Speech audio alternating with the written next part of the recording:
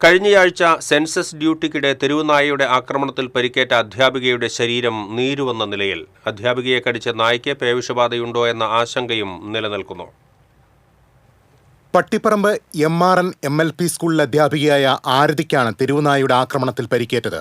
ദിവസങ്ങൾക്ക് മുൻപ് തിരുവല്ലോമല പഞ്ചായത്തിലെ പട്ടിപ്പറമ്പ് അരക്കമല ഉന്നതിയിൽ വെച്ചായിരുന്നു സംഭവം.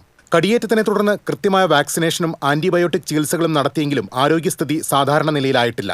കാൽ മുഴുവൻ നീരുവന്ന് വീർത്ത് നീലനിറമായ അവസ്ഥയിലാണ്.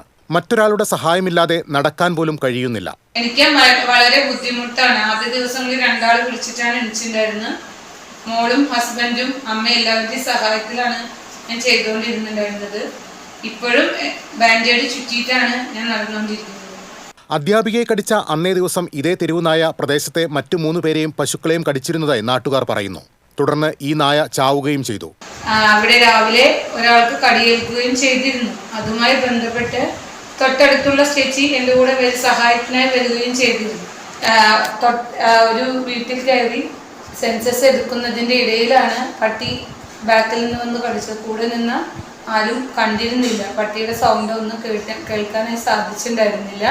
ഇപ്പോൾ അതുമായി ബന്ധപ്പെട്ട് ഞാൻ ചികിത്സയിൽ ഒരാഴ്ച എനിക്കിത് സംഭവിച്ചിട്ട് ഇപ്പോൾ കാലെല്ലാം നീര് ബാധിച്ച് വളരെ ബുദ്ധിമുട്ട് അനുഭവിച്ചുകൊണ്ടിരിക്കുകയാണ്.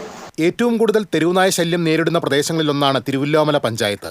നിരവധി ആളുകൾക്ക് ഇവിടെ നായയുടെ കടിയേൽക്കുകയും വളർത്തുമൃഗങ്ങൾ ചാവുകയും ചെയ്തിട്ടുണ്ട്. എന്നാൽ ഈ വിഷയത്തിൽ പഞ്ചായത്ത് ഭരണസമിതി യാതൊരു നടപടിയും സ്വീകരിക്കുന്നില്ലെന്ന് നാട്ടുകാർ ആരോപിക്കുന്നു. തെരുവുനായ ശല്യത്തിന് അടിയന്തര പരിഹാരം കാണണമെന്നും പരിക്കേറ്റ അധ്യാപികയ്ക്ക് സഹായങ്ങൾ ലഭ്യമാക്കണമെന്നും ആവശ്യപ്പെട്ട് പ്രതിഷേധം ശക്തമാവുകയാണ്.